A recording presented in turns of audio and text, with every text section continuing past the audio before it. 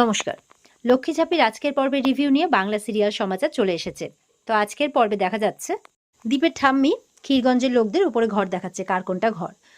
আর এদিকে কাঁসাই এক কর্নারে দাঁড়িয়ে আছে। তখন ঝাঁপি এসে বলছে, চলো কাঁসাই দি, অনেক টায়ার্ড হয়ে গেছি, ঘুমোতে যাই এবার। তখন মহিলারা বলছে, কি ব্যাপার, ঘুমোতে যাবে মানে? ননদিনীর ঘরে? তোমার বর কই? তুমি বরের সাথে শোবে না? একসাথে শোও না তোমরা? একই কথা বলছো, অলক্ষণে কথা। নাকি তোমরা এইভাবেই থাকো? ঝাঁপি তো চুপ করে থাকে, কি বলবে বুঝে পাচ্ছে না। কাঁসাইও চুপ। ঠাম্মি বলছে, এই রে, এই ব্যাপারটা তো আগে ভেবে দেখিনি, এবার কি হবে? বলছে, এই যাও যাও, বরকে ডাকো যাও। বলছে যে, ঝাঁপি বলছে, না মানে ও হয়তো ঘুমিয়ে পড়েছে। বললাম না, যাও গিয়ে ডাকো। ঝাঁপি ডাকতে চলে যায়। বলছে, ওগো শুনছো? দীপ বলছে, আবার কি হলো রে বাবা? দীপ বেরিয়ে আসে। তখন মহিলাগুলো বলছে, এ কি, তোমার বউ তার ননদের ঘরে ঘুমোতে যাচ্ছে মানে? আর তুমি আগে দৌড় দিয়ে দিয়েছো, ঘুমোতে গেছো, এ কি? তোমরা কি এইভাবেই থাকো নাকি? তোমরা স্বামী স্ত্রী একসাথে থাকো না? দীপ চুপ করে আছে, কি বলবে বুঝে পাচ্ছে না। ঠাম্মি বলছে, না না, থাকে তো থাকে তো, আসলে আজকে পুজো ঘন্টার দিন, তো এত লোকজন বাড়িতে আছে তাই আর কি। বলে, তাতে কি হয়েছে? এই অমুকদেরকে ডাকো তো, মানে ওদের যে হাজবেন্ডরা আছে তাদেরকে সবাইকে ডেকেছে। বলে, দেখো এই বাড়িতে কি কাণ্ড হচ্ছে, বিয়েটা তো হয়েছে কিন্তু তারা এক ঘরে থাকে না। তখন ঠাম্মি বিভিন্নভাবে বোঝানোর চেষ্টা করছে, না না, ভুল বুঝছেন, থাকে তো থাকে তো, সংসার করছে, একসাথে থাকবে না? তো জানো, আসলে কাসাইয়ের সাথে গল্প করবে তো ননদ আর ইয়েতে খুব মিল, আসলে ওদের গল্প করবে বলেই যাচ্ছে। একটু পরে এসে দেখবেন বরের ঘরে চলে গেছে। যান যান, আপনারা ততক্ষণ নিজেদের ঘরটা দেখে নিন। এই বলে কাসাইকে বলে, আর কাসাই ওদেরকে ওদের ঘর দেখাতে নিয়ে চলে যায়। মানে ওদের ঘরে পৌঁছে দেবে ওদেরকে, সবাই তো ঘুমোবে, রাত হয়ে গেছে। আর এদিকে দীপকে বলছে, শুনছিস তো, বাড়ি ভর্তি ক্ষীরগঞ্জের লোক, সুতরাং আজকে তোদের আলাদা আলাদা থাকা চলবে না, একসাথেই থাকতে হবে। দীপ বলছে, অসম্ভব, চিৎকার করে উঠেছে। তার বাবা বলছে, এই চিৎকার করবি না তো, কিসের অসম্ভব? হ্যাঁ, অভিনয় যখন করছিস তো আজকে রাত্রে অভিনয় করে নিতে অসুবিধা কি আছে? ওদিকে কিন্তু ইনকা আর দীপের মা এসেছে। ইনকা বলছে, অসম্ভব, আমি এইসব নিজের চোখে দেখতে পারবো না, তাই বলছে। এই বলে ওখানে হুড়মুড় করতে করতে চলে যায়। দীপ বলছে, বাবা, ইনকা দেখলে কি ভাববে বলো তো? দীপের বাবা বলছে, ইনকা কি ভাবলো না ভাবলো তাতে আমার কিছু এসে যায় না, কিন্তু ক্ষীরগঞ্জের লোক কি ভাবলো না ভাবলো তাতে অবশ্যই এসে যায়।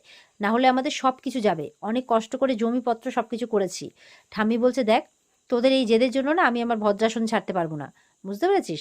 মনে মনে বলছে যে মা লক্ষ্মীর হয়তো এটাই ইচ্ছে। এই বলে দীপকে ঝাঁপিকে নিয়ে যেতে বলছে নিজের ঘরে। বলছে, এটা কিন্তু একদম ঠিক হচ্ছে না। তখন দীপের বাবা বলছে, দেখ বাবা, বিয়েটা যখন করেই ফেলেছিস আর এটা নাকি অভিনয় করছিস, একটা দিন করেই নে না, বুঝতেই পারছিস? না হলে ওই যে যারা গেছে না, তারা উকি মারতে মাঝরাতে আবার আসবে, তখন এসে যদি এরকমটা দেখে না, বুঝতেই পারছিস একটা সাংঘাতিক কাণ্ড বেঁধে যাবে। এই বলে তো দীপ বিরক্ত হয়ে যায়, নিজের ঘরে চলে যায়। আর ঝাঁপিকে ওরা জোর করে দীপের ঘরে পাঠিয়ে দেয়। এদিকে ইনকা ঠাকুরের সামনে চুপচাপ দাঁড়িয়ে আছে। আর ওদিকে কাঁসায়, চূর্ণি, বিতান এরা বলছে, যাক, যা হয়েছে মা ছাড়া লক্ষ্মীর ইচ্ছে, জয় মা ছাড়া লক্ষ্মী। ইনকাকে শুনিয়ে শুনিয়ে বলছে, এতদিন আমরা বলতাম তো শুনতো না, আজকে বেশ হয়েছে, এভাবে বলছে আর ইনকার মজা নিচ্ছে। ইনকা চুপচাপ দাঁড়িয়ে আছে। ওদিকে ঠাম্মি এসেও জয় মা ছাড়া লক্ষ্মী, জয় মা ছাড়া লক্ষ্মী করছে। আর ছোট ছেলেকে বলছে, আমার না খুব ঘুম পেয়েছে রে, যাই টান টান হয়ে। বলে, হ্যাঁ মা, যাও, তুমি ঘুমিয়ে পড়ো। এবার ইনকা, ইয়েরাও চলে যায়, বিতানরাও চলে যায় নিজে নিজের ঘরে। এবার ইনকা দীপের মাকে বলছে, এসব কি হচ্ছে আন্টি? সব তোমার জন্য হয়েছে, তুমি যদি বোকামি করে কৌটোটা না বের করে দিতে তাহলে এমনটা হতো না। বলে, আমাদের তো সবকিছু উলটপালট হয়ে যাচ্ছে ইনকা, তাহলে কি এই বিয়েটা মা ছাড়লক্ষ্মীর ইচ্ছেতেই হয়েছে?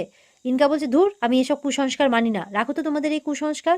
বলছে, ইনকা, ওরা এক ঘরে শুচ্ছে, যদি কোনো কিছু বলে, কিচ্ছু হবে না, কিচ্ছু হবে না, আমার দ্বীপের উপর বিশ্বাস আছে, কিচ্ছু হবে না, ওরা এক ঘরে শুচ্ছে, একসাথে নয়। হ্যাঁ, বলছে, তবুও আমরা যা ভাবছি সব তো উলটপালটই হয়ে যাচ্ছে। এই বলে ইনকার মনে আরো ভয় ঢুকে যায়। ইনকা বলে, না, আমাকে যেতে হবে, কিচ্ছু হবে না। বলে, না না, তুমি যেও না, ক্ষীরগঞ্জের লোক ভর্তি। বলে, ধুর, রাখো তো তোমার ক্ষীরগঞ্জের লোক, কি বলেছি আমি, আমাকে যেতেই হবে। দীপ ওই বদ্ধ ঘরে মেয়েটার সাথে কি করছে আমাকে জানতেই হবে, এই বলে চলে যায়। এবার দেখা যাচ্ছে ঘরের মধ্যে, খাটের মধ্যে ঝাঁপি এক কর্নারে বসে আছে, দীপ এক কর্নারে বসে আছে, চুপচাপ বসে আছে, একে অপরের দিকে দেখছে, আবার বসে আছে। ঝাঁপি এবার বিরক্ত হয়ে যায়, দাঁড়িয়ে পড়েছে, বলছে, আচ্ছা, আমরা তো একটু গল্পও করতে পারি নাকি? বলে, কি গল্প করব? গল্প করার মতো সিচুয়েশন? হ্যাঁ, গল্প করার মতো সিচুয়েশন আছে আমাদের কাছে। বলে, কেন? তুমি তো গল্প করো যে আমি এরপরে কি করব, কি করলে ভালো হয়, তুমি তো বলো আমাকে।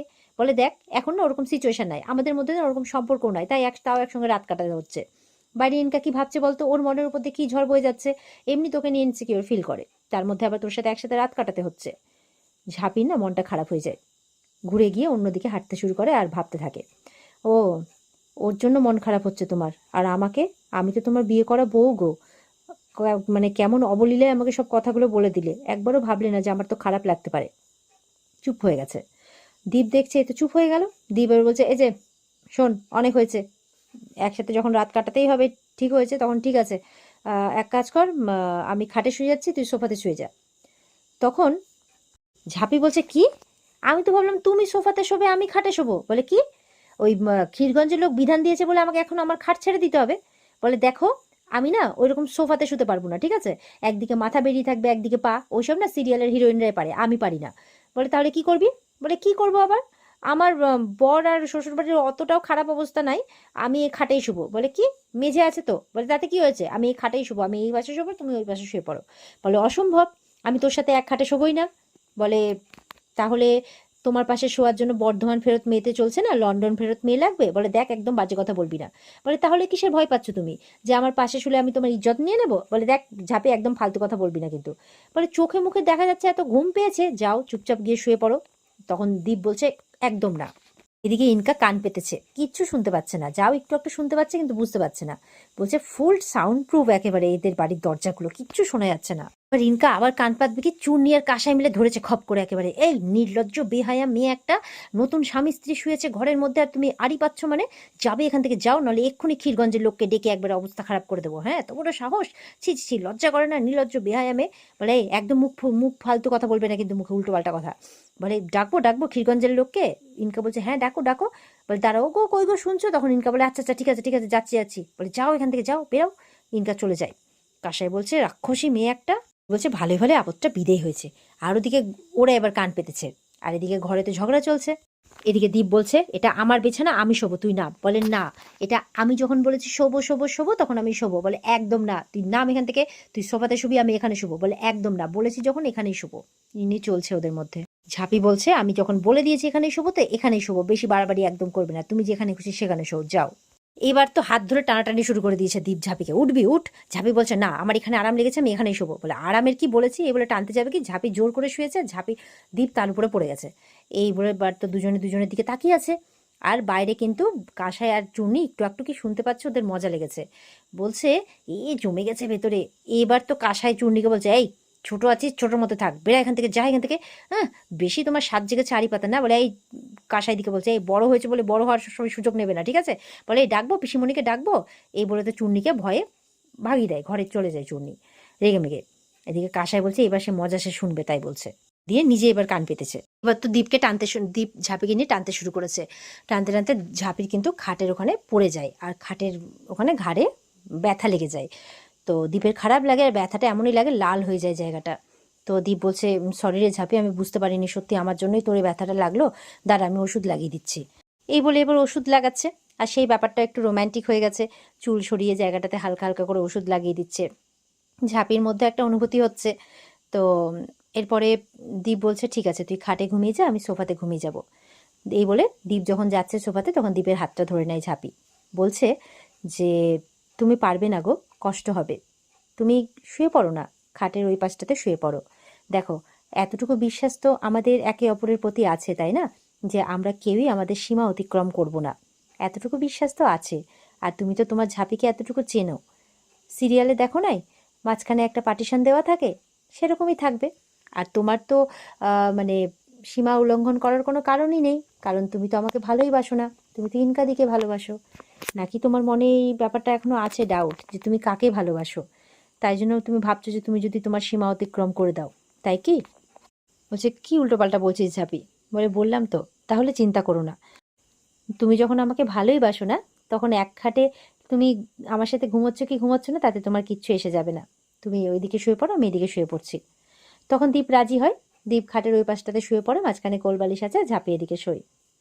তো কিছুক্ষণ বাদে দীপ যখন ঘুমিয়ে পড়েছে, ঝাঁপি কিন্তু উঠে দীপকে দেখছে, আর মনে মনে একটা ভাবছে যে দীপের সাথে সময় কাটাচ্ছে, মানে দীপের সাথে সে আরও ক্লোজলি সময় কাটাচ্ছে, এরকম একটা মনে মনে ভাবছে। তারপর ঘুমিয়ে পড়ে। সকালবেলা উঠতেই ওদিকে দীপকে খুব মন ভরে দেখছে, ঘুমের অবস্থাতে দীপকে দেখতে খুব ভালো লাগছে, সেটাই বলছে, যে এরপরে কবে দেখতে পাবো না পাবো, তাই শেষবারের মতো দেখে নি, তাই বলছে। এবার যখন উঠবে, দেখছে শাড়ির আঁচলটা দীপ ধরে আছে। তো দীপের হাত থেকে আস্তে করে আঁচলটা ছাড়ায়। এবার দরজা খুলে বেরোতে যাবে কি, দেখি ইনকা ঢুকেছে। তো এবার তো মাথা গরম হয়ে যায় ঝাঁপির। বলছে, ভোরবেলা তোর ঘরে ঢোকা, দেখাচ্ছি মজা। তখন ঘাড়ের কাছে যে দাগটা আছে ঝাঁপির, ইচ্ছে করে চুলটাকে সরাচ্ছে যে, ওহ এখন তুমি কি করছো বলো তো, এই ঘরটাতে আমাদেরকে ডিস্টার্ব করছো শুধু শুধু। আর ইনকা তো ঘাড়ের পাশে দাগটা দেখে অবাক, এটা কিসের দাগ ঝাঁপি? তখন ঝাঁপি মনে মনে বলছে, ভোরবেলা ঘরের মধ্যে আড়ি পাতা, দেখাচ্ছি মজা এবার। এবার না জানি ইনকাকে কি কি বলবে। আর এখানে আজকের পর্ব শেষ হয়ে যায়। তো এই ছিল আজকের পর্বের রিভিউ। ভালো লেগে থাকলে পর্বকে লাইক কমেন্ট করে জানাতে ভুলবে না, আর আমাদের সাথে জুড়তে চ্যানেলকে সাবস্ক্রাইব করতে ভুলবে না। দেখা হচ্ছে তোমাদের সাথে আগামীকালকে। সবাই খুব ভালো থাকবে। আজকের মতো পর্ব এই পর্যন্তই। টাটা।